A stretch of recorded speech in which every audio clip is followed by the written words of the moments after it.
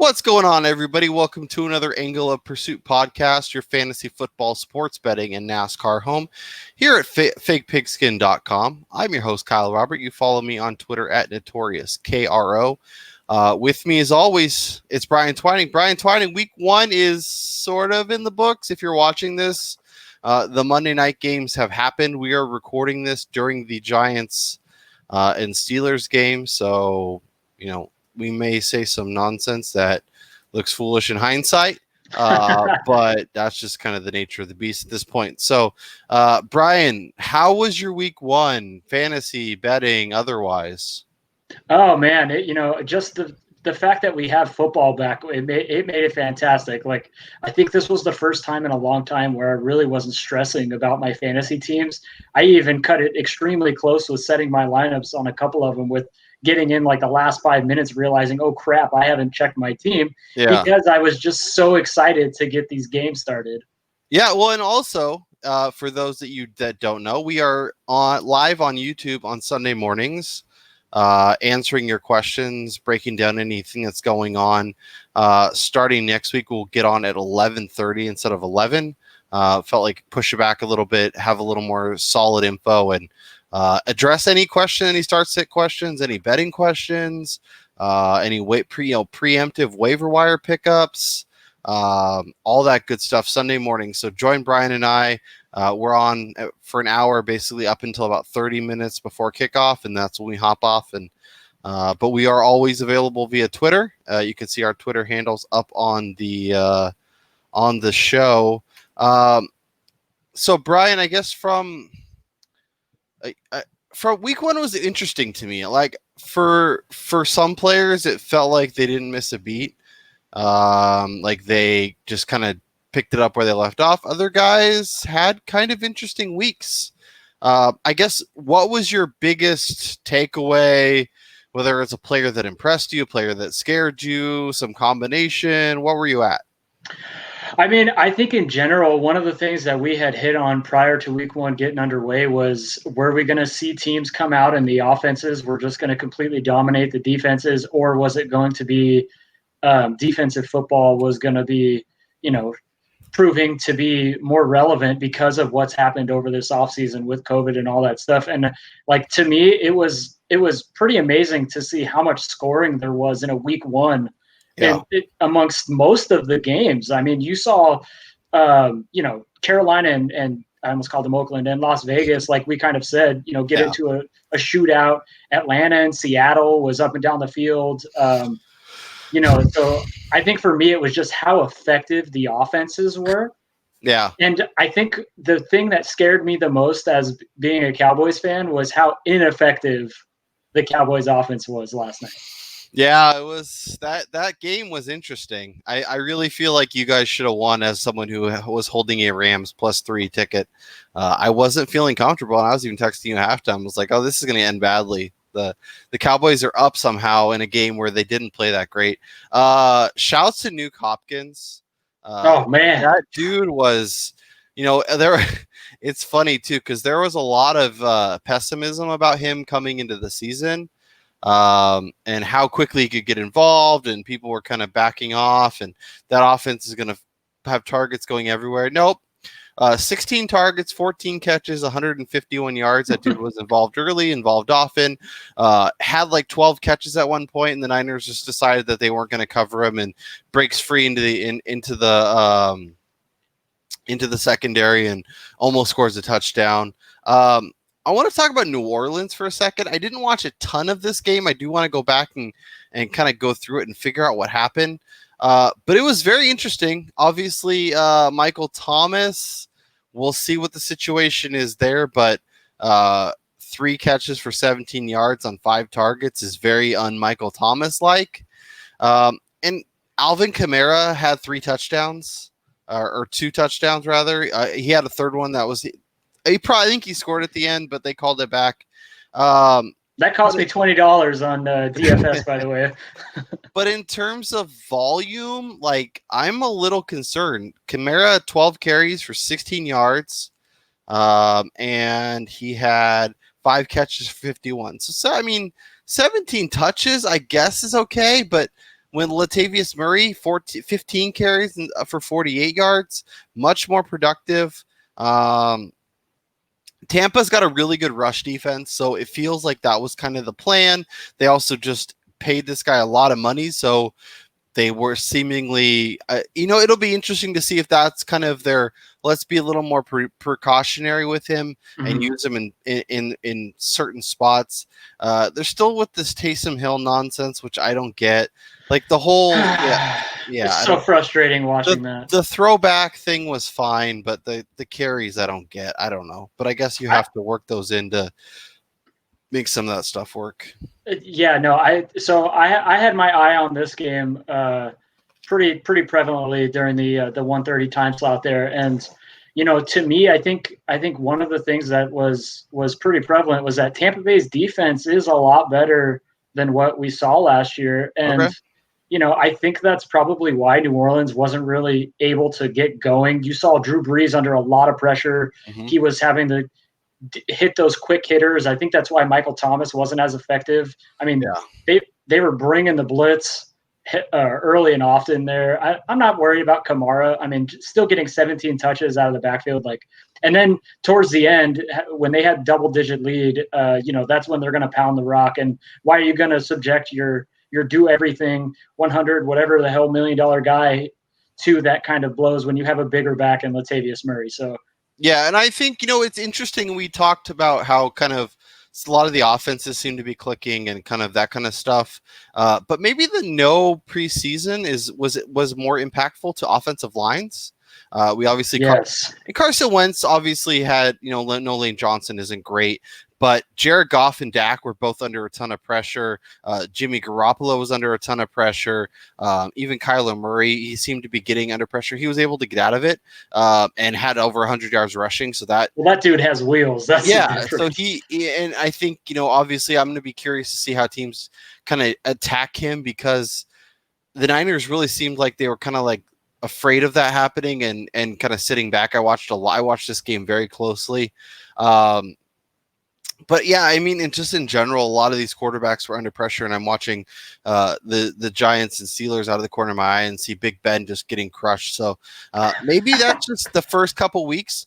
It does seem like the Rams' offensive line is going to be better in general, and obviously we'll talk about Malcolm Brown here in a little bit. So our game plan for this show for Tuesday is to help get you set for the waiver wire. Obviously, recap any major news, injuries, that kind of stuff, and then help get you set on who you should be attacking and who you should be going after and who you should let your league mates go take instead and kind of avoid spending too much money. Brian, was there any other big takeaways in terms of players or teams that you want to talk about before we start focusing on our waiver wire ads? I mean, just for me, I think it was amazing to see 3 Atlanta Falcons wide receivers surpass 100 yards. And, like we said, we are in love with this offense this year. And if that defense is going to get torched like that on a weekly basis, you're going to see a lot of fantasy points out of that Falcons team. Yep. And shouts to Tom Brady for joining the illustrious company of Matt Schaub and Blaine Gabbert as one of 3 quarterbacks to have 3 straight games with a pick 6. It's not necessarily what you're looking for, not the company you want to be involved with, but we'll see. Obviously, Mike Evans banged up, but still catches the touchdown. So if you played him, we'll see. The Michael Thomas injury is concerning, and we'll talk about that too. Some potential ads, but the good news is the Saints play Monday night against the Raiders. The bad news is the Saints play Monday night against the Raiders, and so well, it's going to be something you'll want to monitor. But when we talk about some of these names, if you're a Michael Thomas owner and you're like, I really want to do everything I can to play Michael Thomas, someone like Brian Edwards, someone like Traquan Smith, someone like Hunter Renfrow in PPR could make a lot of sense. Or you put him in your flex, and then maybe you can open up a little bit more, a Latavius Murray, potentially Jared Cook if you have another tight end, that kind of stuff. So just think about that as you're attacking the waiver wire. Even if you don't put claims in, you're saying, well, all these guys are kind of whatever, we'll see. it's just better to have that, and then you can make adjustments if Michael Thomas by Thursday or Friday is fine and everything's all good. So let's talk about that Niners game, because George Kittle got hung out to dry by Jimmy Garoppolo, got hit in the knee, finished the game, but was not nearly involved in the second half. Shanahan basically said, that was the game plan and what Arizona was doing. I'm not buying it. Crap. The fact that he's a really good blocker and was blocking as well as he normally does is a good sign. The Niners are basically gonna test his knee on Wednesday and see kind of how it's going, but that's gonna be something you'll want to monitor. Blake Jarwin got hurt last night. He's on the IR, done for the year. David Njoku, IR, done for the year. The tight end the only Browns player to score yesterday. Yeah, David Njoku. That was interesting. Austin Hooper, was the big name, and Njoku catches the touchdown. I'm patient on Austin Hooper. I actually think he's an interesting guy that if you need tight end help and the owner, the person who has them on their team is frustrated with them or thinks, he may even be an outright drop for some owners. So that could be a name that if he sneaks onto the waiver wire, this is going to be this week and next week are overreactive owners. So yes, be aware of your waiver wire, monitor those transactions, be ready to pounce when one of your league mates drops somebody because they're not going to do anything because they didn't do anything in one game. Okay. So Kittle. Yeah. So if we're looking to pick up somebody, as gross as it is to say, but I think Jimmy Graham is someone that if you need somebody who's widely available, he kind of looks like an option. Yeah, we're more than likely looking at what seems to be a minor injury for Kittle right now, which if he misses this week, and to me, I really think it would behoove the 49ers to lean on the side of caution here because they're going into a game against the Jets who, they're the Jets. Let's be honest here. So there's no reason to rush him out there. And as far as Jimmy Graham goes, he was second on the team in total targets. He saw 2 red zone targets. Dude should have had 2 touchdowns. Yep. He seems to be a guy that Trubisky was looking for in the end zone as one of the tallest receivers on the team, because other than Allen Robinson, everyone else out there catching passes for him is of the diminutive stature. So, if you're looking for a 1-week fill-in, Jimmy Graham is a great, touchdown option. Week. He's widely available. Another person that if you're in a lot of my leagues, has 2 guys taken and there's not a lot out there. Logan Thomas is another guy that's really interesting. Played 74 is per Jared Smola of Draft Sharks. Played 74% of the snaps, ran 86% of routes when he's on the field, and had 26% of his team's targets. So he's playing, he's involved, he's in an offense that needs help and someone to step up. Could be somebody if you're digging deeper. Now, if we're looking, at guys that are a little more owned, we'll see what Eric Ebron does. We'll see what Jonnu Smith does. Both guys could be interesting. TJ Hawkinson's a guy who's available in a little over 25% of leagues. Austin Hooper, 25% of leagues. Mike Gesicki, about 23%. I love all those guys going forward. I also like Jack Doyle. We're going to talk to Nahim Heinz and this Colts offense here in a little bit, but I still believe, we spent a lot of time, during the offseason coming to conclusions, figuring out who we like, figuring out the players we want to buy in on, and to just throw that out after one game based on anything we saw, whether that's good or bad or indifferent, I think is silly. Yeah, no, for me, over the years, as you play more and more fantasy football or fantasy sports in general, you have to give your guys time to kind of settle in. And for me, it's like, I think it's the 3-week mark. And if dudes just aren't performing to where you expect, or if they're just seem to be underperforming, then that's when I would cut bait. But like a guy like Jack Doyle, who, the Colts are going to have better days. Yep. Apparently, Jacksonville's defense was fast because Phillip he was only able to really hit Paris Campbell on short routes. Phillip looked confused out there a lot of the time. It was interesting to see, but like guys like Jack Doyle, there are better days to come, especially with a guy with Phillip Rivers behind center. So let's dive into that offense and talk about the running backs, because I think this is going to be the one of the players that a lot of people are going to go after, and rightfully so. Yep. Nahim Heinz is a factor, and it was very bizarre to watch. I was actually watching this game a lot more closely than I expected, mainly to see what James Robinson could do and what that Jaguars offense may look like. But Hines was involved. He was involved early, was involved near the goal line. Marla Mack is done for the year, torn ACL. We'll see you in 2021. Big blow. That addition of Jonathan Taylor is looking smart. Had 7 carries for 28 yards, a touchdown, 8 catches for 45 yards. But a couple caveats to that. Per Adam Leviton have established the run. Once Mack went down at the 8:29 mark of the second quarter, or 8:29 left, Jonathan Taylor had 10 carries and 6 targets. Hines had 3 carries and 7 targets. It's clearly going to be a duo. Per Stephen Holder of The Athletic, Frank Reich said Jonathan will step into the starting role. He's ready. Nyheim will still be a big part of the offense. They're elevating Jordan Wilkins to kind of that third role. And this could be a situation that's a little gross. And the fact that Jordan Wilkins is going to be involved at all when you have both of these running backs doesn't make a lot of sense. We'll see how important he is or how much he's being used. But in terms of Hines, in terms of expectations going forward, where's your head at? How aggressive are you going to be on the waiver wire? All that good stuff.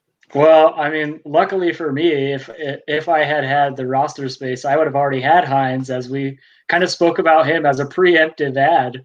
I mean, we can only do so much, Brian.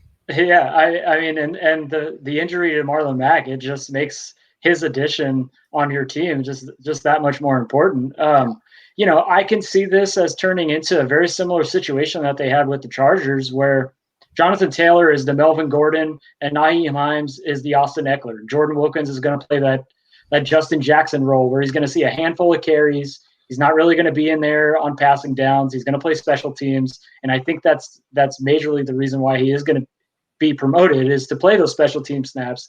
And Taylor is obviously going to be the workhorse here, but Hines, he is a dynamic receiver out of the backfield, and it was shown early and often in that game. And there must be something to the fact that he was playing the majority of the red zone snaps. Phillip Rivers must trust him as a guy, as a dump off option down there, and so must Reich, as he was option 1A early on in that game. So yeah. Hines, I'm going all in on him this week. Yeah. No, I'm comfortable spending, like, depending on needs, obviously, right? If you're in a full PPR and you're running back needy team, I'm fine spending 50-60% because I think he is going to be involved. If you're in a more of a standard or you're a running back heavy team, you don't really need a ton of potential there. Mm-hmm. Maybe you let somebody else blow their fab and go a different direction. But it's all very, very team dependent. But what he did yesterday is legit. What his role in this offense is going to be very much to be expected. That being said, I do think Jonathan Taylor has a chance to kind of explode and be more and more of a factor as we roll along. I know that we didn't see a lot of him catching passes at Wisconsin, but he was involved in the passing game. They had a beautiful screenplay set up where I think he could have scored. He got right to the goal line, but looks really good with the ball in his hands. Very mobile. Doesn't seem timid. One cut, go. So I'm excited about Jonathan Taylor and those that you drafted him 4th, 5th, 6th round, wherever you happen to get him. Even if it's a little earlier, Matt going out is going to be a big boost to that. The results are going to end up being a lot better than maybe your process, especially knowing that we're already in week 2 and we're talking about Max out of the way. I don't have to worry about it. Let's talk Chargers really quick before we kind of run through some other names at running back, because Austin Ekeler, Austin Ekeler and Clyde Edwards-Helaire getting a total of like 2 targets in week 1 might be the biggest story of week 1. I'm going everywhere to try to get Ekeler right now. Yeah, I don't 100% agree. I'm glad that I was going to ask you because people are gonna be panicking on him. I think Joshua Kelly is going to be involved. Justin Jackson, I believe, was going to be kind of that, but the injury kind of took him out of the game pretty early.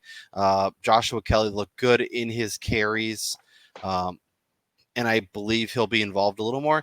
I did hear some quotes from Anthony Lynn that were a little concerning about the lack of passing, and kind of that's where the offense is going to go. I still think in the end, he's going to be so much more important for the passing game. And it's funny because Austin Ekeler and Clyde Edwards-Helaire both were productive on the ground. Yep. Didn't do a lot in the running game or in the passing game.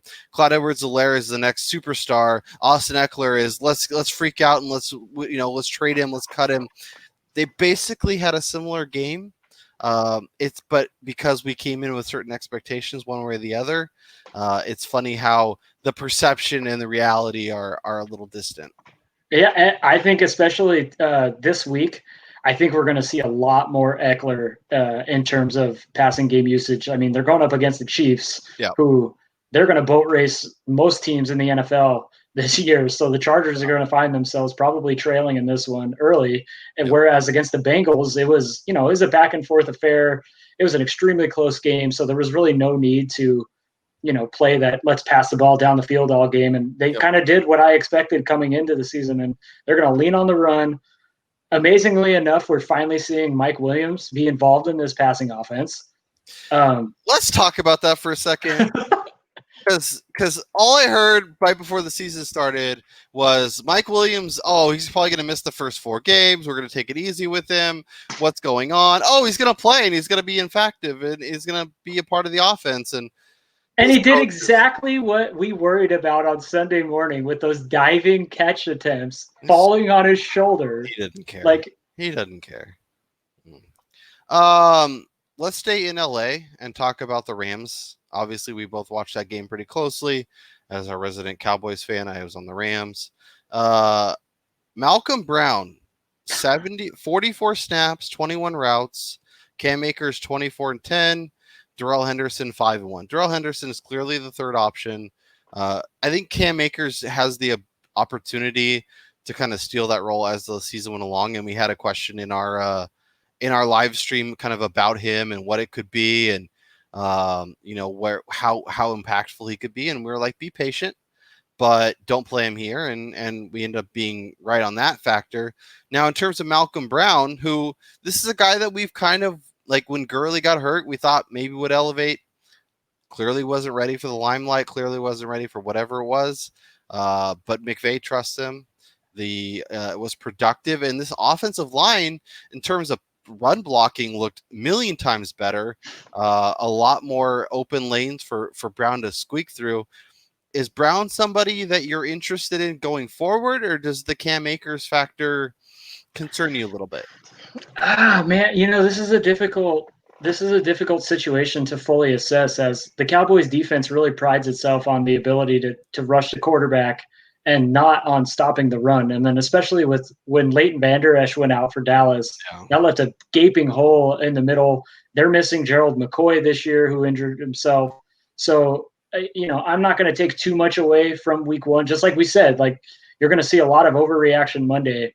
I think early on, it'll probably be the Malcolm Brown show. But who's to say the next time the Rams go out there and they're losing by 2 scores, they don't completely turn it over to Cam Akers, who is a little more explosive than Brown. And then we're talking about Akers as the guy there in the Rams. It's still a fluid situation to me, and not one that I'm willing to kind of put forth all my fab towards it. It still worries me a little bit with that backfield. I'm with you somewhat. I am a little more optimistic. I think he is going to be, and if you need somebody for the next few weeks, if you have Madison's and more of a handcuffs type situations, or guys that you're waiting to pop, or if you own Akers, I think it could make a lot of sense. Adrian Peterson is very Matt Patricia. Shouts to him. I have some concerns that they're going to run him at least while he's healthy. And Carrion's clearly somebody they're not interested in. Are you comfortable cutting Carrion Johnson? Are you adding Adrian Peterson? Man, Carrion Johnson is just so young. It's difficult to imagine that just a couple years ago we'd be talking about just completely setting him free to the waiver wires in fantasy. I mean, as of right now, he seems to be the third option, with Swift being the preferred passing. I mean, well, maybe not anymore after dropping that game-winning touchdown. And found his way in the end zone. But yeah. I do really think going forward, this is the AP and DeAndre Swift show. And Carrion Johnson is somebody that if you're in need of, a streaming quarterback, or if you have George Kittle, like I think I'd be more than likely to drop Carrion. Yeah, I'm not going out of my way to do it. But if you're looking at names, and he's kind of one of those guys, like he averaged 15 touches a game and had 7 yesterday, so that's a little concerning. I'm not adding Adrian Peterson. I know that game worked out really well, but I'm not about that life. James Robinson is the only running back that had all of his team's carries. So that's something I'm interested in. We'll see what this Jacksonville offense looks like. The Jags are going in to play my Titans next week as 11-point underdogs. So I'm not sure I'm loving the running back in that spot, but we'll see. If you can afford to be patient, I'm definitely adding him. So Brian, at running back, who's your 1, 2, and 3 if you're looking to pick somebody up? Well, number 1 for me is Nahim Heinz, guaranteed touches in an offense that Phillip Rivers loves to throw to his guys, especially if you're in a PPR league. Even though I'm not in love with him going forward, as I said, I think Brown is the second option there, just with that offense being able to move the ball down the field. And then the third option, if he's out there, I'm going after Zach Moss, as he wasn't efficient with his touches, but he's not good at football. He got a lot of volume in week 1, and he made a lot of volume in week 2, and he's getting goal line carries, and he's getting the stuff that says he should be important. But I don't think he's good, and I think the longer it goes, the more they're going to realize that, and they're more going to back off. Maybe I'm going to look like an idiot, and it's happened before. It'll probably happen again. But let me just say, so the only strength of the Jets defense is their rush defense. And when Buffalo got down to the goal line, they really shored it up, and they were stuffing the run. But 10 carries inside the 20 or something like that, or 10 snaps, I want that on a team that's going to run the ball, get down there, and with a quarterback who is sweating KY jelly out of his hands. He cannot hold on to the ball. Yeah. Josh Allen he's going to drop that MVP trophy if he can't hold on to the football. I mean, if Zach Moss is out there and you want to add him, whatever. I don't think he's good, but the volume is important. Hines is my number 1. Malcolm Brown's my number 2. James Robinson's my number 3. Let's run through receivers. It's not as cut and dry and crystal clear. I'm going to throw out a few names. Just tell me who pops into your head as somebody you're interested in. And if I don't mention somebody and there's somebody else you want to throw out there, feel free. So I have Russell Gage, Laviska Shenault, Marquez Valdez-Scantling, Robbie Anderson, and Van Jefferson on my list. I mean, for the immediate future, I think Marquez Valdez-Scantling and Laviska Shenault are the first 2 that jump out to me, because they seem to be the number 2 options on their teams. But if you are a Ridley owner or a Julio Jones owner, like Russell Gage, if one of those 2 guys were to go down, I mean, look at the volume that team is presenting to its pass catchers. He would immediately step into an even higher volume of passes than he already saw yesterday as the third option. And I think we're going to see a lot of these games out of Gage, as we kind of hit on him on Sunday morning about the prospects of this guy playing on an offense for a team that has a crappy defense. In most weeks, they're going to be throwing the ball 40, 50 times a game. So yep. I'm looking at Gage as the sleeper guy. Yeah, I like that call. I'm going to be curious to watch the first couple weeks because obviously all three Falcons receivers had 12 targets yesterday. It was more of a product of the game, I feel. Todd Gurley not getting involved much in the passing game was a little interesting. Yes, it was. But yeah, Laviska Shenault's the guy that I'm gonna pound the table for. I was doing it before week 1. He did exactly what I expected. He caught a touchdown. Was involved in running plays. I am gonna be curious to see, like, Gardner Minshew was 19 to 20, obviously incredibly efficient, but was dinking and dunking and checking down and not really attacking. Obviously, DJ Chark got the big touchdown. It fits well into what Laviska does well. Like, here, go get the, like, he would be perfect in the Niners system, like doing a lot of what they do. So think about that. But I do think to your point, he has basically that second wide receiver is open. I want to see what Jacksonville's going to do next week. Will be really interesting because not only are my Titans like kind of banged up in the secondary with Adoree Jackson, who's not playing against Denver. They're down Vic Beasley tonight. We'll see about next week. But they also are, like I said, 11-point underdogs. So if they throw it 32 times instead of 20 times, what does that passing, spread look like? Obviously, Keelan Cole was more involved in this game. If that's something that continues, then maybe. But I do like Laviska's upside. And then MVS is a guy that I've liked for a long time.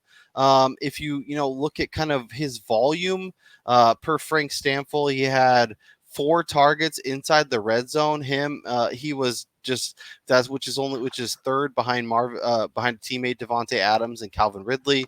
He also had 2 near touchdowns, one on a drop and another on a shoelace tackle down by the goal line. So he was looking at close to a 3 touchdown day yesterday.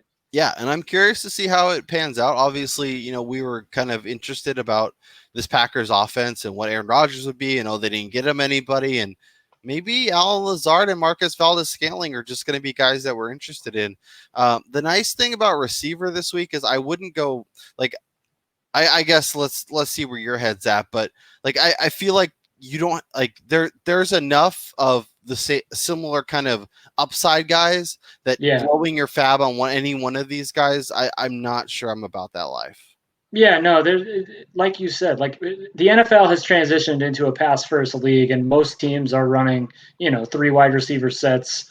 So I don't think there's any one guy who's going to step into that double digit 15 target role anytime soon, which would warrant you to go out and, blow all your fab on. But there's guys that are deeper down the list. And if we go back to what's happening in San Francisco right now, you look at a guy like Trent Taylor, who saw 5 targets yesterday. He runs out of the slot. He runs those little short routes. Who Garoppolo's going to have to throw to somebody.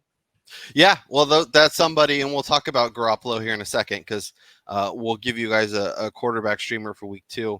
We'll try and give you a couple names every week that if you are dealing with injuries or bye weeks or all that good stuff, you just want to, you're playing the streamer game looking for the best matchup. But that offense, like, it's Kendrick Bourne and all the running backs and tight ends. And if Kittle doesn't play this week, I'm seriously concerned about where they may throw the football. It sounds like Ayuk's playing, so that might be a nice under the radar pickup where if he's available in your leagues, your league mates don't think about him because he didn't do anything in week 1. All of a sudden he's pushed into an offense that is nobody to catch the ball. No, potentially no George Kittle. Obviously they're going to run. Obviously they're going to throw their running backs, but Ayuk could walk into 7 targets, 2 handoffs, 180 total yards and 2 touchdowns, and you're going to be 11 life. So if you want to get a little preemptive, Brandon Ayuk could make a lot of sense. But for me, I like Laviska is my number 1. The Packers guys, Valdez-Scantling and Alan Lazard are kind of that 2. I prefer Valdez to Lazard at this point. And then like Robbie Anderson had a big game, but I'm not sure I'm buying it. Much like the kind of offense that Jacksonville is running, I expect there about a lot more underneath stuff. And then Robbie kind of had a big play and ended up scoring a touchdown and made the numbers look better. Who's your 1, 2, 3 at receiver? I'm going MVS. I know it's only one game and we shouldn't overreact, but Here we go. Aaron Rodgers looked amazing yesterday for the first time in years against that Vikings defense, as Mike Zimmer has had his number for a long time.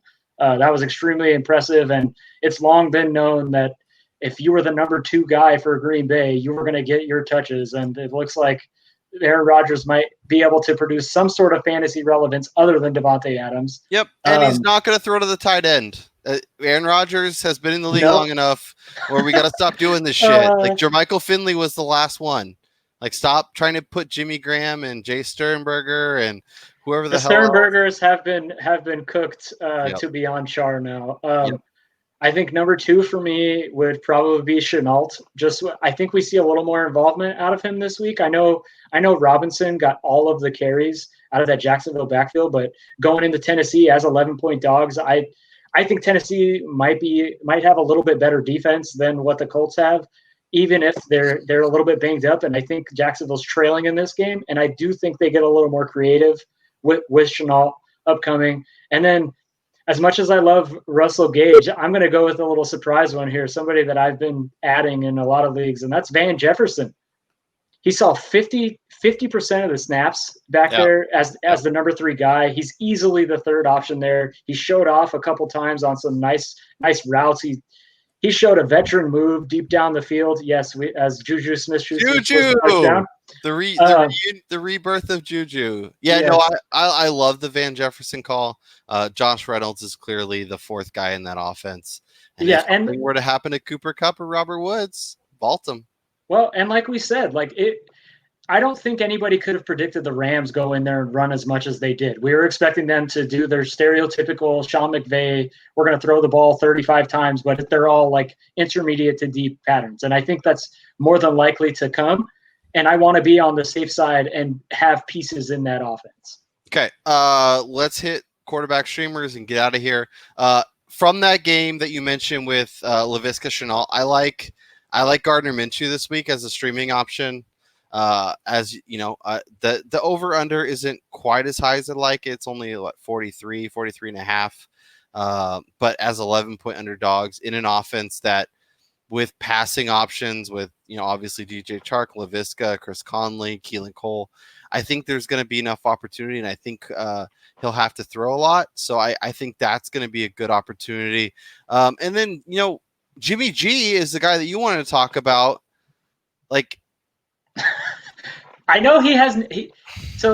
My reasoning for Jimmy Garoppolo is the fact that the Jets, like I stated, they pride themselves on being able to stop the run, and we all know San Francisco, they're going to want to do that. But even with the injury to George Kittle, if he doesn't play, which I think that they should probably hold him out, even with the way that they've run this offense, a lot of short passing to Jerick McKinnon, or Jet McKinnon, as we like to say. He looks great. I had never heard Jet McKinnon in my whole life. Apparently, they do it in the Niners that's documentary, and that's a thing they do. But that was bugging me all day yesterday. Anyway, he looked great. We saw Raheem Mostert take a little dump off pass, 70-something yards for a touchdown. Jordan Reed, he got involved. He had 2 catches. I think there's enough pieces out there for them to attack a Jets defense who just allowed Josh Allen to go for over 300 yards, and completes 70% of his passes. Very similarly to the way Garoppolo likes to do it. He threw a lot of shorter routes with his guys, racking up those yak yards. And I think we see that this week against the Jets also for the 49ers. Yeah, and I guess part of my concern is that the Niners get up big and run the game away. But I think part of how they get up big and run the game away is on Jimmy's arm. And as I mentioned, Ayuk should be back next week. We'll see if Smelly Dwelly gets involved. Maybe he's the guy that if you just need a touchdown from your tight end and the waiver wire is real barren, you could go that way. Might be a good DFS option. Well, these are all things we'll figure out as the week goes along. But Jimmy G, I like it. Gardner Minshew is another guy that if you're frustrated and everybody's waiver wire is gonna be a little different. If there's a Jared Goff, if there's a Daniel Jones, if there's a Joe Burrow, those all could be Interesting ways to look. Brian Twining, this was fun. Good to catch up. Good to talk all these guys. We will be back on Thursday, Friday to talk about bets, talk about DFS, get you prepared for week 2. This season is off. It's running. Here we go. Hold on to your pants because this thing is going to get crazy. And without that, we'll talk to you guys later.